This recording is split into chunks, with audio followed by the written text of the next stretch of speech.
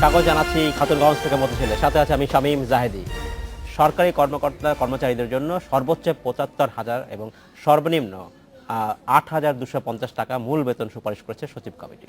নতুন বেতন কাঠামো জুলাই থেকেই কার্যকর হবে বলে জানিয়েছেন অর্থমন্ত্রী আবুল মাল আব্দুল মহিদ। এই বিষয়ে আজ আমরা আলোচনা করব। এই নিয়ে আলোচনা করতে আমাদের সাথে স্টুডিওতে রয়েছেন সাবেক সচিব এবং ক্যাবের সভাপতি জনাব গোলাম রহমান এবং ঢাকা বিশ্ববিদ্যালয়ের অর্থনীতি বিভাগের অধ্যাপক মমতাজ উদ্দিন আহমেদ। তবে মূল আলোচনা যাবার আগে দেখে নেই এই নতুন পে স্কেল নিয়ে অর্থমন্ত্রী কি বললেন।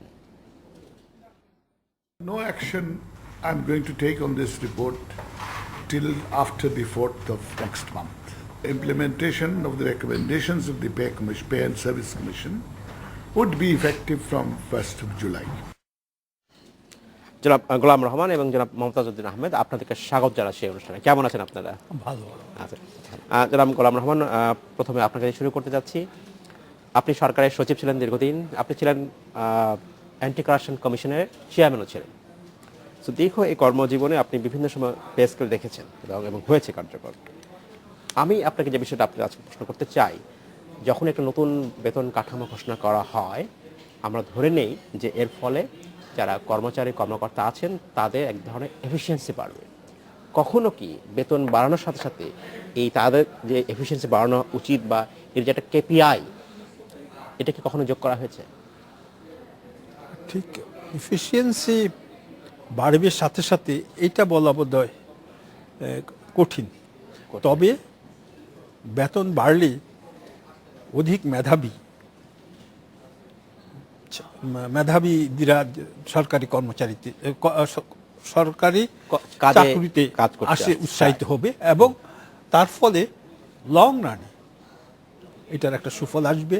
আর তাছাড়া লোভ লালসা ছাড়া দুর্নীতির অন্যতম প্রধান কারণ হলো নিম্ন বেতন, কম আয়। বেতন বাড়লে এই দুর্নীতি কিছুটা কমবে বলে আশা করা যায়। আপনি সেটা মনে করছেন? সেটা ধন্যবাদ জনাব রহমান। আমি আপনার কাছে ফিরে আসবো। জনাব মমতাজ উদ্দিন আহমেদ, আপনাকে জানতে চাচ্ছি অর্থনীতিবিদ হিসেবে আপনার কি মনে হয় এই যে নতুন পে কমিশন ঘোষণা করা হলো, যেখানে সর্বোচ্চ বেতন ধরা হয়েছে ৭৫,০০০ যেটা বেসিক, এর ফলে ইকোনমিতে কোনো রকম ইম্প্যাক্ট কি পড়বে না? অর্থমন্ত্রী অবশ্য বলছেন যে ইনফ্লেশনের কোনো ইম্প্যাক্ট পড়বে না। আপনি কি একমত ওনার সাথে? সেটা এই মুহূর্তে বলা খুব মুশকিল।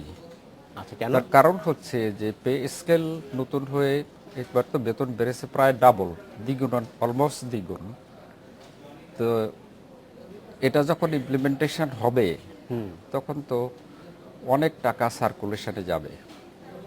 সেইটার প্রভিশন বাজেটে আমি আজকে দেখলাম, এটার উপরে একটু লেখাপড়া করতে গিয়ে অর্থমন্ত্রী মহোদয় বলেছেন 2015-16 বাজেট যেটা আমরা শীঘ্রই পেতে যাচ্ছি, উনি 15,000 কোটি টাকার একটা প্রভিশন রাখছেন এই নতুন বেতনগুলো পে আপ করার জন্য। তো সেখানে একটি ব্যাপার আছে, সেটা হচ্ছে যে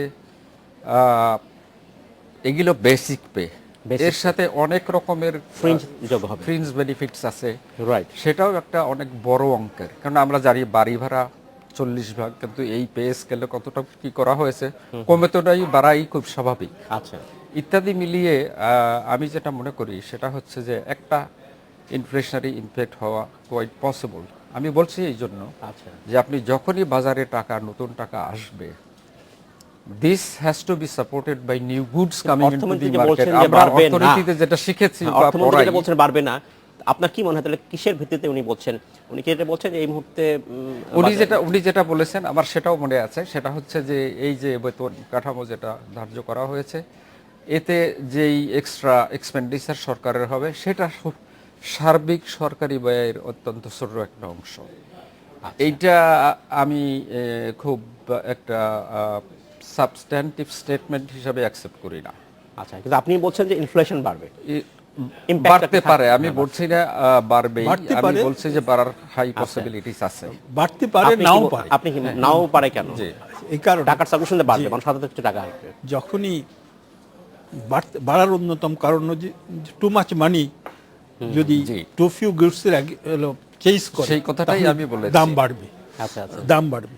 আরেকটি বিষয় আছে কিন্তু আমি অ্যাড করে দেই, শুধু কিন্তু আপনার এই নরমাল ফ্রিঞ্জ বেনিফিটস না, পহেলা বৈশাখের জন্য কিন্তু আর একটা ব্যাপার আছে। আপনার এক মাসের অর্ধেক স্যালারি পহেলা বৈশাখে আবার হিসাবে দেওয়া হবে প্রতি বছর, ফেস্টিভ্যাল বোনাস হিসাবে। কাজে আপনি এটা কি, টোটালিটি নিয়ে যদি চিন্তা দুইটা করেন, ঈদের বাড়তি কি আরেকটা বোনাসের ফেস্টিভ্যাল জি জনাব রহমান, আপনার কি মনে হয় এই যে বেতনের বাড়ানো আসছে, এবং আপনি বলছিলেন একটু আগে যে এর একটা বড় উদ্দেশ্য হচ্ছে করাপশন কমায় যাওয়ার কথা, আপনার কি মনে হয় যে বেতন এখন বাড়ানো হলে আর করাপশন হবে না বা কমে যাবে? করাপশন হবে না, কমে যাবে সেটা মনে হয় যে বেতন বাড়ানো হচ্ছে কি? করাপশনের একমাত্র অভাবী করাপশনের কারণ না, আপনি যেটা বলছেন যে কমে যাবে তো এই বেতন একটা সম্ভাবনা আছে, তখন সরকারকে কঠোর হতে হবে। সেটা সবসময় কঠোর হতে হবে, সরকার তো কখনো কঠোর হন না।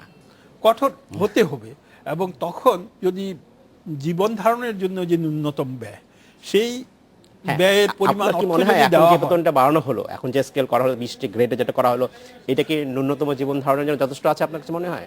এটা ন্যূনতম মোটামুটি ভাবে এতদিন যেই বেতন ছিল সরকারি কর্মচারীদের জন্য, জি, সেখানে এক নম্বর ক্রমান্বয়ে কম মেধাবী লোকরা সরকারি চাকরিতে আসছিল।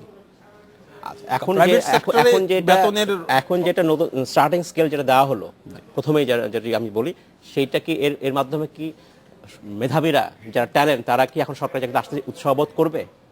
হয়তো আশা করা যায় করবে, কারণ প্রাইভেট সেক্টরের বেতনের এবং সরকারি খাতের বেতনের যে পার্থক্য, এটা অনেক কমে আসছে এর ফলে।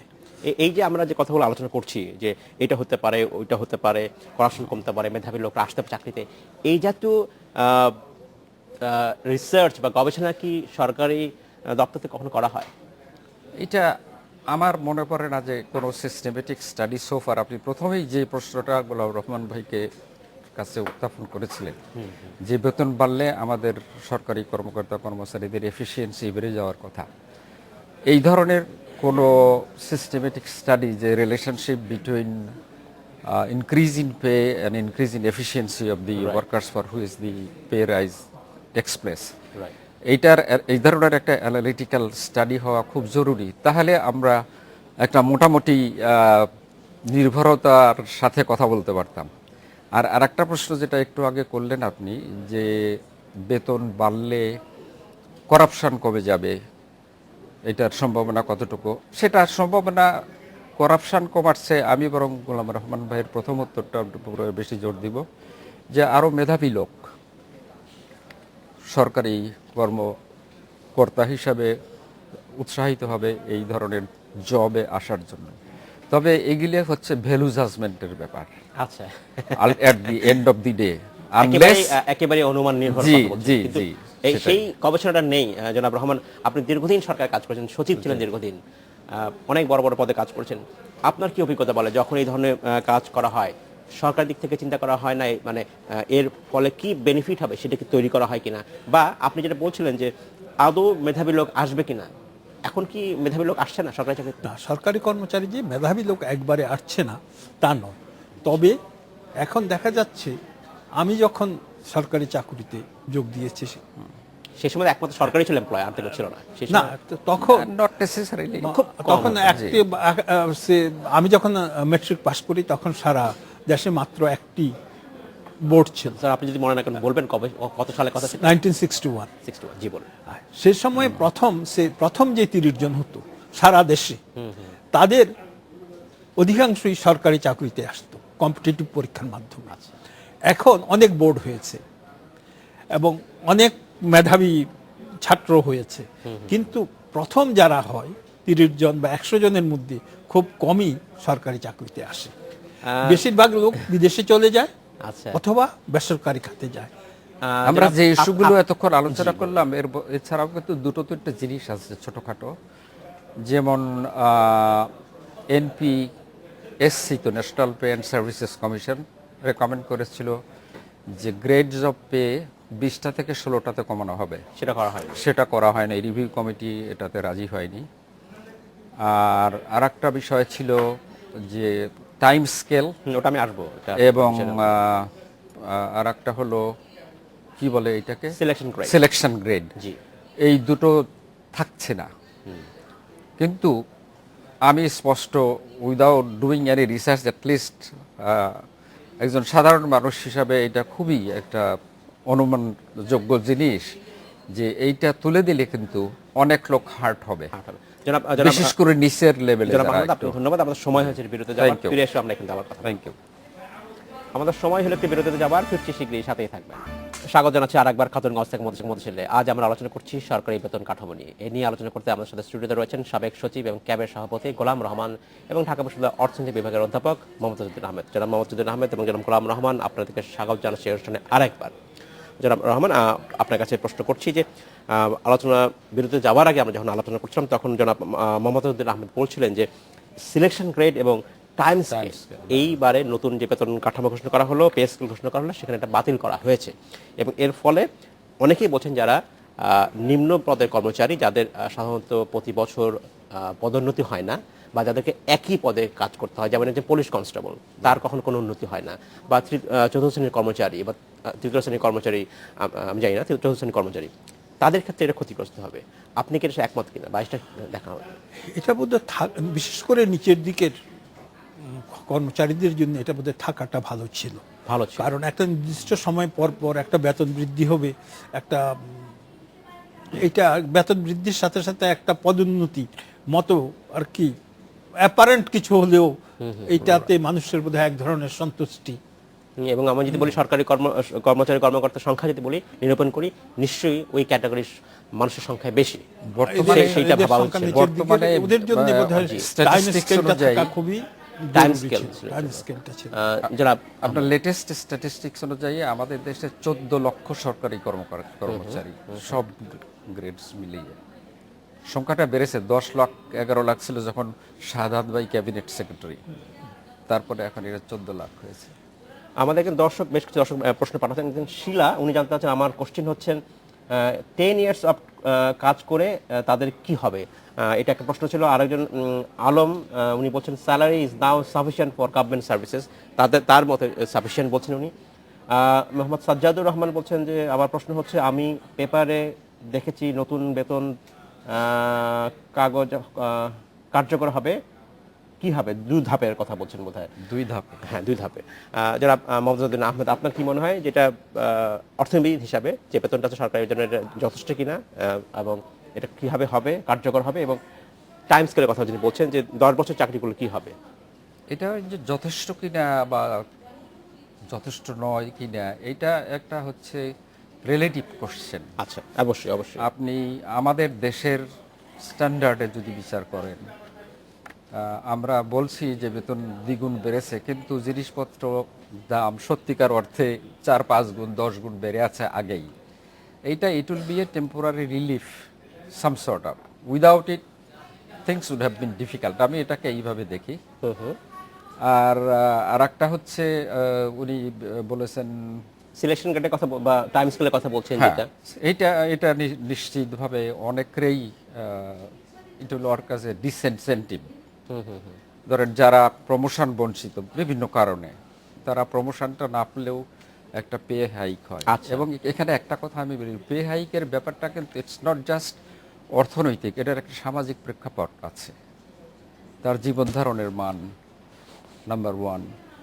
তারপরে আমি দেখেছি, আমি যখন রূপালী ব্যাংক চেয়ার করেছি, একটা ইনস্ট্যান্সে একটা লোক হয়তো উইদিন এ মান্থ রিটায়ার করে যাবে, কিন্তু তার আগে তার একটা প্রমোশন ছিল এজিএম থেকে DGM A. It's a big incentive একজন মানুষের কাজ করার। সে একদিন এসে, আমি খুব সংক্ষেপে বলছে, আমার কাছে কান্না করে পড়লো, তো I did but I could help him.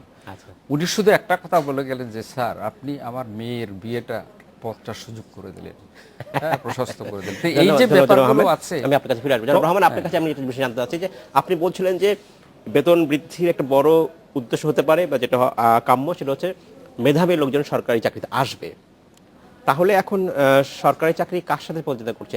বেসরকারি চাকরি, যেখানে বাংলাদেশে এখনো বেসরকারি খাত অনেক বড় একটা খাত, তাহলে কি তাদের সাথে প্রতিযোগিতা করছে? এবং কেন মানুষ শুধু কি বেতনের জন্যই সরকারি চাকরি ছেড়ে বেসরকারি চাকরিতে আগ্রহী বেশি? হ্যাঁ, বেতন একটা, নাকি আরো কিছু ব্যুরোক্রেসি আছে? আর সমাজের একটা পরিবর্তন এসেছে। আচ্ছা, এক সময় সরকারি চাকরি ছিল সবচেয়ে ভালো, সাউট আফটা, অ্যাবসলিউটলি। কিন্তু এখন আর তা নয়। এখন সরকারি চাকরি, বিশেষ বিশেষ চাকরি ছিল শুধু বড় বড় শহরেই পোস্টিং হতো, অ্যাবসলিউটলি। গ্রামে গঞ্জে যেতে হতো না। এখন কিন্তু সরকারি চাকরিতে একবার শুরু হয় থানা লেভেল থেকে বা তার চেয়েও নিচের থেকে। মানুষ গ্রামে যেতে চায় না। অনেকে যেতে চায় না, কারণ বাচ্চা কাচ্চার লেখাপড়া লেখাপড়ার ব্যাপার ইত্যাদি আছে একটা। ইত্যাদি কারণ আছে। সেই জন্য বেসরকারি খাতের যারা আর কি সে ঢাকা শহরেই থাকতে চায়, ছেলেপেলের স্কুল কলেজের কথা চিন্তা করে, তাদের জন্য ওই ইনসেন্টিভটা থেকে যাবে। কিন্তু সরকারি চাকরির সবচেয়ে বড় যে তাহলে আকর্ষণ আসলে আমাদের যেটা, উন্নয়নটাও সুষমভাবে হয়নি, যা হয়েছে শুধু ঢাকাতেই স্কুল, ঢাকাতেই কলেজ, ঢাকার বাইরে কিছু নাই। তো সরকারের ব্যর্থতা আসলে সবখানেই ছড়িয়ে পড়েছে, যার ফলে সাধারণ মেধাবী মানুষ ঢাকাতে থাকতে চায়। তাই কি ব্যাপারটা কি এরকম? অনেকটা তাই, এরকম। অনেকটা আচ্ছা, তাই। ধন্যবাদ জনাব রহমান। আমি আপনার কাছে ফিরে আসবো। জনাব আহমেদ, আপনার কাছে আমি একটা জিনিস জানতে চাচ্ছি যে এই যে বলা হয় যে পে কমিশনের কথা আমরা ঘোষণা করছি এবং কিছুদিন পর পর এটা হয়, একটা পার্মানেন্ট সলিউশন থাকা উচিত কিনা, সেটা কিভাবে হতে পারে? কঠিন কোশ্চেন, এটার অনেক রকম উত্তর পাবেন আপনি। আচ্ছা। বিভিন্ন বিশেষজ্ঞের কাছ থেকে বিভিন্ন উত্তর আসবে। আমি মনে করি এইটা প্রয়োজন নেই, ওয়ান্স অ্যান্ড ফর অল। এইটা আর একটা অন্য পদ্ধতিতে গিয়ে এই সমস্যাটা সমাধান করা যায়। আপনি ইন্ডেক্সেশন করেন, পে ইন্ডেক্সেশন, মানে ইনফ্লেশন ক্যালকুলেট করে, তারপরে কস্ট অফ লিভিং ক্যালকুলেট করে আপনি একটা জায়গায় পে স্কেলটাকে ঠিক করেন, যেটা আমি ইংল্যান্ডে দেখেছি। 5 বছর আমি ছিলাম, যে ওদের দেশে কিন্তু কোনো পে কমিশন বা পে অ্যান্ড সার্ভিসেস কমিশন বলে কোনো কিছু অ্যানুয়াল নেই। ইনফ্লেশন আমি জাপানেও দেখেছি একটা অ্যাডজাস্টমেন্ট, অ্যানুয়াল অ্যাডজাস্টমেন্ট, একটা অ্যানুয়াল সেটা অ্যাডজাস্টমেন্ট, কি আমাদের এখানে হয় না? এবং সেটা কোথায় হয় দেখেন আপনি। অ্যাডজাস্টমেন্টটা হবে, ধরেন ইনফ্লেশন হলো 10%, ওরা বেতনটা বাড়াবে ম্যাক্সিমাম 12%, আচ্ছা আচ্ছা, যেটার ইনফ্লেশনারি প্রেশার ইকোনমিতে কোনোভাবেই সম্ভব নয়। মানুষও ভালো থাকলো, ইকোনমিও ভালো থাকলো। প্রতি এই বছর সিস্টেমটা কাজ করে যাচ্ছে, এটা জাপানেও হয়। জনাব রহমান, আপনার কি মনে হয় আমরা প্রতি বছর যদি এরকম একটা ইনফ্লেশনের সাথে অ্যাডজাস্ট এটা করার কি ব্যবস্থা থাকে? এই সমাধানটা এই সচিব কমিটিও বোধহয় সাজেস্ট করেছে। আচ্ছা। কিন্তু একটা ভয় থাকবে, এটা রানওয়ে ইনফ্লেশনের দেখা দিতে পারে। ইনফ্লেশন তো প্রতি বছরই বাড়ে, বাড়ছে, এটা আর কি, বা যে বছর যদি এটা কম হয় সেখানে আবার প্রতি বছরে যদি এরকম 10%, 15%, তাহলে it will refuel the inflation. আচ্ছা, সেটাই। এটার একটা ভয় আছে। জনাব গোলাম রহমান, আপনাকে অসংখ্য ধন্যবাদ। জনাব মোহাম্মদ আহমেদ, আপনাকে অসংখ্য ধন্যবাদ। আজকে আমাদের সময় স্বল্প জন্য এখানে শেষ করতে হচ্ছে, ভবিষ্যতে এই নিয়ে আমরা হয়তো ভবিষ্যতে আবার কথা বলবো। আপনাকে যেখানে অসংখ্য ধন্যবাদ। করতে চাইলাম সেখানে শেষ করে দিলাম। আচ্ছা আচ্ছা আচ্ছা, আমরা এই যে ইনফ্লেশন হ্যাঁ। আর ওই যে আমি ইন্ডেক্সেশনের কথা বললাম, আচ্ছা, এইটা কিন্তু নট জাস্ট লাইক দ্যাট, এটার ব্যাকগ্রাউন্ড ওয়ার্ক করতে হবে আপনাকে। এক্স্যাক্টলি। ইকোনমিতে আপনাকে অবশ্যই। জনাব মোহাম্মদ আহমেদ, ধন্যবাদ। জনাব গোলাম রহমান, আপনাকে অসংখ্য ধন্যবাদ। সাউথ আমাদের শেষ আমেরিকান করতে অনেক চাচ্ছি। দেশে কিন্তু এটা আর কি অনেক এই ছিল আজকের মধ্যে খাতুনগঞ্জ থেকে মধ্যে, আমাদের সাথেই থাকবেন, দেখা হবে আবারও।